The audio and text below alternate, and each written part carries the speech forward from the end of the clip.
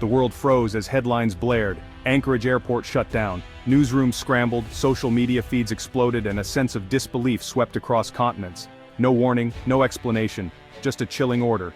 Cease all operations. The announcement echoed through empty halls, leaving travelers and workers alike in stunned silence. On September 3, 2025, Ted Stevens Anchorage International Airport, a global logistics titan, fell silent. The hum of engines and the bustle of cargo vanished in an instant. Flights were diverted mid-air, planes on the ground halted, and the city's heartbeat stopped. Air traffic controllers watched helplessly as the skies above Alaska emptied. The silence was the first sign that something was terribly wrong. It was a silence that grew heavier with every passing minute. Anchorage, a city built around its airport, felt the shock first, but the tremors spread worldwide. Businesses shuttered, families gathered around televisions, and uncertainty gripped the community. In Tokyo, cargo carriers were grounded. Shipments destined for North America sat idle, disrupting supply chains across the Pacific. In Louisville, critical supplies were rerouted. Logistics teams scrambled to find alternate routes, but delays rippled through the system. In remote Alaskan villages, families waited for groceries that would never come. The lifeline that connected them to the outside world had been severed. The shutdown of one airport became a global event, exposing the fragility of our interconnected world. Every continent felt the shockwaves as trade and travel faltered. The gears of trade, military readiness, and daily life ground to a halt. Even the military, reliant on Anchorage as a strategic hub, found itself paralyzed. As hours passed, it became clear this was no technical glitch. The uncertainty deepened, and speculation ran wild. The scale, the silence, the totality, it all pointed to something deliberate. Every detail suggested a calculated act, not a random failure. A security threat, unspoken but understood, hung in the air. Officials exchanged worried glances, knowing the stakes were higher than ever. The United States was facing a new kind of crisis, one that targeted not a city or monument, but a vital artery of economic and military power. The implications were staggering. The world watched a real-time drama unfold at one of its most strategic outposts. Every update was dissected, every rumor magnified. The clear Alaskan skies offered no answers, only a growing sense of dread. Nature's calm stood in stark contrast to the turmoil below. The shutdown was not about weather or mechanical failure, it was about something far more sinister. The threat was invisible, but its impact was unmistakable. The airport's silence became a symbol of vulnerability. It was a reminder of how quickly normalcy can vanish. The question on everyone's lips, why Anchorage? Why now? Theories multiplied, but answers remained elusive. The answer would soon shake the world. What happened in Anchorage would not stay in Anchorage. The world's eyes turned north, waiting for the next move. Every second felt like an eternity as the world held its breath. In that silence, a new era of crisis had begun. The world would never look at the north the same way again. Inside Anchorage Airport, an unnatural quiet replaced the usual chaos. The familiar sounds of rolling suitcases, boarding calls, and laughter had vanished, leaving only the hum of fluorescent lights echoing through the empty halls. Travelers sat on cold floors, clutching their bags, eyes fixed on departure boards flashing "canceled" in relentless succession. Each update brought only more disappointment and confusion. The air was thick with uncertainty and fear, as anxious whispers spread among the stranded passengers. Every face reflected the same question: what was really happening? Outside, runways stretched empty and silent, except for a lone, motionless freighter, its engines cold, as if time itself had paused. Black SUVs and armored vehicles swept the airfield, their presence a stark reminder that something extraordinary was unfolding. Armed tactical teams in full gear fanned out, transforming the airport into a fortress. Their movements were precise, their faces unreadable, heightening the tension in the air. This was no drill, the threat was real and immediate. Sirens flashed, and the sense of urgency was unmistakable. Employees and passengers alike were herded into secure areas, desperate for answers, clinging to hope that someone would explain the chaos. Cell networks jammed as people tried to reach loved ones, their calls met with silence or static. The isolation only deepened the anxiety. Every official was met with the same question: what's happening? But no one had answers, and rumors began to swirl in the information vacuum.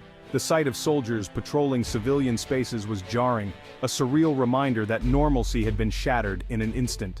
The airport, usually alive with movement and noise, now felt like a giant's heart had stopped beating. Every echo seemed to stretch on forever. For those trapped inside, the world had shrunk to glass and steel, and fear. Strangers became companions, united by uncertainty. The silence was the loudest warning, pressing in from every direction, impossible to ignore. Everyone knew they were at the epicenter of a national crisis. The outside world watched, but answers remained elusive.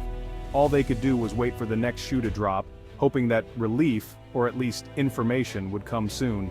The truth emerged. This was no accident. Intelligence agencies intercepted credible threats, a multi-pronged attack targeting the airport's core. It was a hybrid assault, possible explosives and a coordinated cyber attack. The goal was to cripple both physical and digital infrastructure.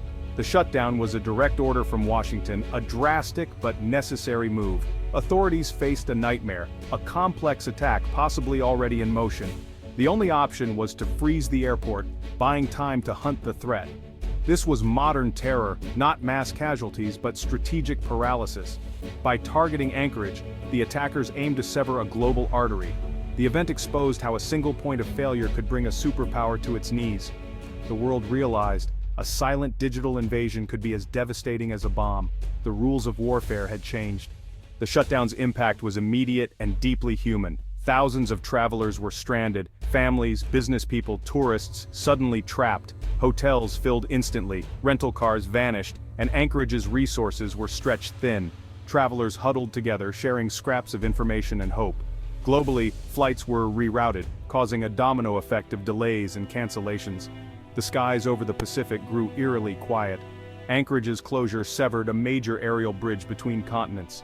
The economic hit was massive, millions lost every hour, perishable goods spoiling, supply chains grinding to a halt. For Alaska's remote communities, the airport was a lifeline, now cut. Pharmacies and grocery stores in isolated towns faced shortages. The shutdown revealed the fragility of life in the last frontier. In Alaska, the hum of a plane is the sound of survival. And now, there was only silence. Anchorage isn't just an airport, it's a global crossroads. A vital intersection where continents and industries meet. Every day, thousands of people and tons of cargo pass through its gates, making it a bustling hub of non-stop activity. Located just 9.5 hours from 90% of the industrialized world, Anchorage is the world's fourth busiest cargo hub. Its strategic position allows goods to reach Asia, Europe, and North America with remarkable speed and efficiency. It's a linchpin for global trade, moving everything from high-tech electronics to fresh food and medical supplies. Without Anchorage, supply chains would slow and shelves would empty far beyond Alaska. Its runways are shared with a major military base, home to fighter jets and rapid response forces, making it a critical asset for national defense and emergency operations. An attack here isn't just economic sabotage, it's a direct challenge to U.S. military readiness and the nation's ability to respond to threats. For Alaska, ANC is the state's circulatory system, connecting remote villages to the world and delivering essentials to places unreachable by road. When ANC closes, life in rural Alaska becomes precarious and isolated. Communities face shortages, and vital connections to healthcare and supplies are cut off. The attackers chose their target for maximum effect, disrupting commerce, military power, and daily life for thousands, if not millions of people. The crisis proved that geography still matters in a networked world, reminding us that physical locations can shape global events. Anchorage is a triple threat: cargo hub, military fortress, and state lifeline, all in one. Its silence echoed across the globe, a stark reminder of how interconnected and vulnerable our world truly is. Anchorage's shutdown sent shockwaves through global commerce. Just-in-time supply chains broke down, factories halted, retailers lost inventory, and prices soared. Small businesses and consumers felt the pain: empty shelves, missed deliveries, and rising costs. The floral industry, e-commerce, and food markets all suffered devastating losses. The silence in Anchorage was felt in Tokyo, London, and New York. Families were separated, students stranded, and workers unable to return home. The crisis shattered the illusion of seamless global travel. International allies watched with concern. Adversaries saw a new form of asymmetric warfare. A civilian airport paralyzed by a non-military threat caused more disruption than a traditional strike. The event forced nations to question the security of their own infrastructure. Anchorage's silence was a global warning. The world was more vulnerable than it realized. The U.S. federal government mobilized instantly. The White House Situation Room became the crisis nerve center. The FBI led the investigation, treating it as a potential act of terrorism.